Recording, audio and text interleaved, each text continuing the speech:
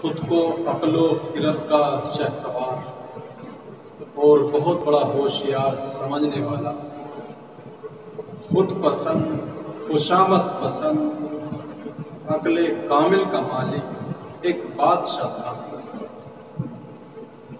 لیکن اس کا جو وزیر باتدبیر تھا وہ نہایت ہی سنجیدہ، سمجھدار اور پڑھا لکھا شخص تھا۔ ایک روز بادشاہ چھری کانٹے کے ساتھ کچھ پھل کھا رہا تھا کہ اسی اثنا میں اس کی انگلی کٹ جاتی ہے۔ جب بادشاہ سلامت کی انگلی کٹ گئی، وزیر باتدبیر نے جب اس کو دیکھا تو بادشاہ سے کہنے لگا، بادشاہ سلامت، اس میں بھی رب کی کوئی حکمت پوشیدہ ہو سکتی ہے، اس میں بھی کوئی بہتری ہی ہوگی۔ جب وزیر نے یہ بات کہی تو بادشاہ سلامت، نازک مزاج بادشاہ کے تیور بدل گئے، غصے میں لال پیلا ہو گیا۔ کہا، یہ حضرت انگلی کٹ گئی اور اس کو ابھی بھی اس میں حکمت پوشیدہ دکھائی دیتی ہے۔ یہ کہتا ہے کہ اس میں کوئی حکمت ہے، اس میں بھی کیا حکمت ہو سکتی ہے، اس میں کیا راز پوشیدہ ہو سکتا ہے۔ بادشاہ کو غصہ آ گیا، وہ چلایا، داروغہ داروغہ۔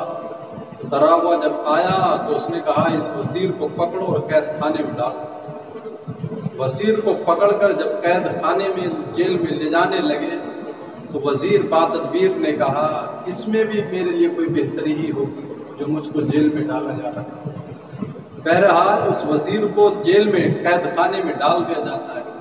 کچھ روز گزرے تھے، بادشاہ سیر و تفریح کے لیے، ٹہلنے کے لیے جنگل کی طرف اکیلا نکل گیا، اور اتفاق کی بات تھی، اکیلا تھا بادشاہ، اور واپسی میں جب آنے لگا اپنے محل کی طرف، گھر کی طرف، تو واپسی کے وقت وہ راستہ بھٹک گیا۔ جب بادشاہ راستہ بھٹک گیا تو کسی دوسرے علاقے میں جا پہنچا۔ وہاں کے کچھ وحشی لوگوں نے بادشاہ سلامت کو پکڑ لیا اور پکڑ کے وہ اپنے سردار کے پاس لیا۔ جب اپنے سردار کے پاس لے آئے تو ان کے سردار نے کہا، اس کو پکڑو اور اس کو ایک کمرے میں بند کر دو، ہفتے کے روز اس کی قربانی کی جائے۔ اس کو پکڑ کر ایک کمرے میں بند کر دیا۔ وقت مقررہ پر جب اس کو قربانی کرنے کے لیے اس کو ایک چبوترے کی طرف لے جانے لگا، انہوں نے اپنے مذہبی پیشوا پروہت کو بلایا تھا۔ اس نے جب اس کو دیکھا تو اس کی انگلی کو سے ایک کٹ کا نشان دکھائی دیا۔ ان کے اس مذہبی پیشوا نے کہا، بادشاہ کی طرف دیکھنے کے بعد ان وحشی لوگوں کے سردار کی طرف دیکھا اور اس کو مخاطب کر کے کہا کہ اس کی قربانی نہیں ہو سکتی ہے۔ کہا، کس لیے؟ کہا، دیکھو یہ داغی ہے اور داغی کی قربانی نہیں ہوتی ہے، اور انگلی پر کٹ کا نشان تھا۔ جب اس کو دیکھا تو بادشاہ کو چھوڑ دیا گیا، آزاد کر دیا جاتا ہے۔ تو خالص بادشاہ کو آزاد ہی نہیں کیا گیا، بلکہ وہ وحشی لوگ بادشاہ سلامت کو ملک کی سرحد تک چھوڑنے کے لیے آئے۔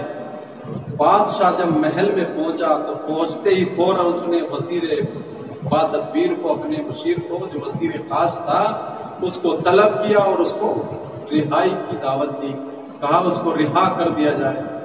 وزیر کو جب رہا کر دیا گیا تو بادشاہ نے کہا، تیری بات صحیح تھی جو تو کہتا تھا کہ انگلی کے کٹ جانے میں بھی کوئی حکمت پوشیدہ ہوگی۔ کہا، حکمت پوشیدہ یہ تھی کہ اس انگلی کے کٹ جانے کی وجہ سے آج میری جان بخشی، میری جان چھوٹی۔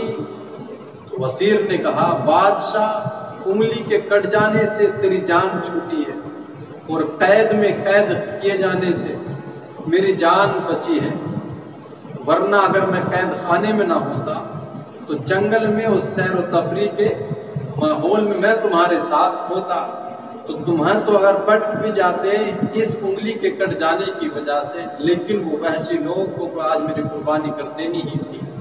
تو دونوں کی زبان سے بے اختیار فوراً نکل پڑا، سچ ہے اللہ کے ہر کام میں کوئی نہ کوئی حکمت پوشیدہ ہوتی ہے۔ اس لیے ہم کسی بھی ماحول میں رہ کر کے کسی بات پر ہم کوئی کہے کہ اللہ کی کوئی حکمت پوشیدہ ہے تو ہمیں اس کو قبول کر لینا چاہیے، اس پر غصے کا اظہار نہیں کرنا چاہیے، اس لیے کہ کوئی بھی کام جو رب کی طرف سے ہوتا ہے بندے کی سمجھ میں آئے یا نہ آئے، اس کے ہر کام میں ہر فعل میں حکمت ہے۔ اس لیے انگلی کے کٹ جانے سے بادشاہ بچ گیا، قید میں جانے سے وزیر بچ گیا۔ اگر وزیر ساتھ ہوتا تو بادشاہ بچتا تھا انگلی کے کٹے جانے کی وجہ سے، لیکن اس دن اس کی قربانی ہو جاتی۔ اس لیے انسان کسی بھی کام کے کسی بھی نقصان کے ہو جانے پر افسوس کا اظہار نہ کرے، بلکہ شکر کرے مالک کا، اور دل میں یہی عقیدہ بٹھا لے کہ اس میں بھی میرے رب کی کوئی حکمت پوشیدہ ہے۔